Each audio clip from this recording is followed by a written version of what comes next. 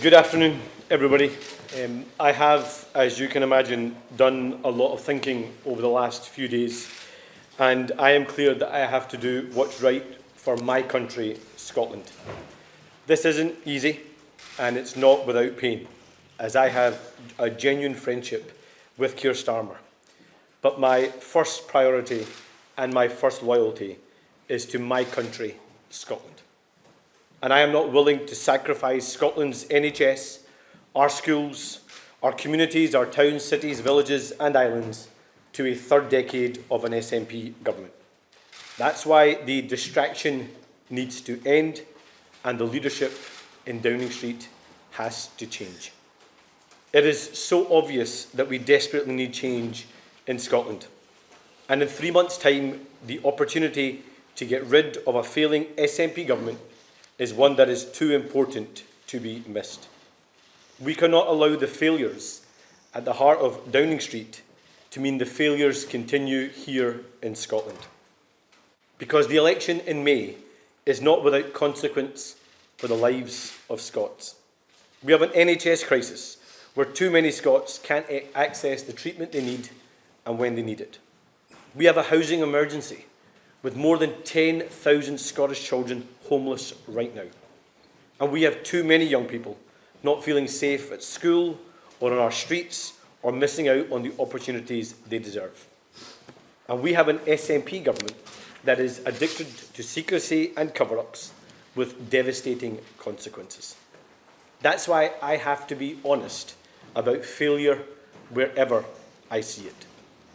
The situation in Downing Street is not good enough. There have been too many mistakes. They promised they were going to be different, but too much has happened.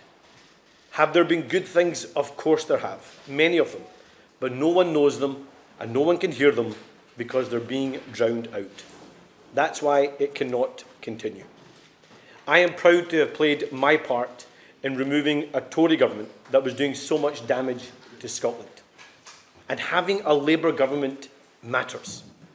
I am proud of my Scottish Labour MPs who did the hard work, persuaded our fellow Scots, ran a historic and successful campaign, and who have spent every day since fighting for Scotland's interests. I'm proud of these Scottish Labour ministers serving at every level of government, delivering for Scotland. I want them to stay in government, because I said right at the start that my first priority and my first loyalty is to my country, Scotland.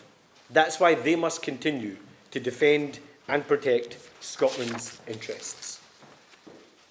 Keir Starmer is a decent man, and it is no secret that I have always got on well with him, and he has dedicated his life to public service.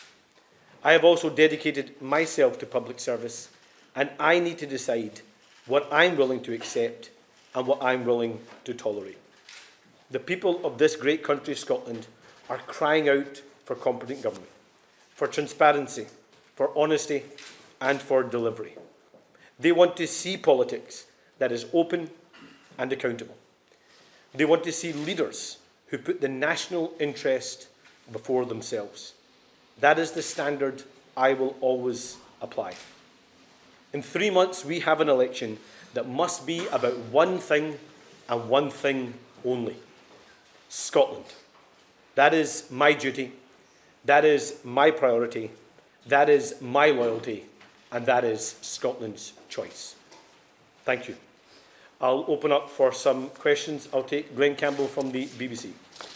Anas Sarwar, just spell out why you want change and why you think that will end what you call distraction. Wouldn't it just plunge your party and the country into further chaos as a new leader is sought? I think the reality is, Glenn, that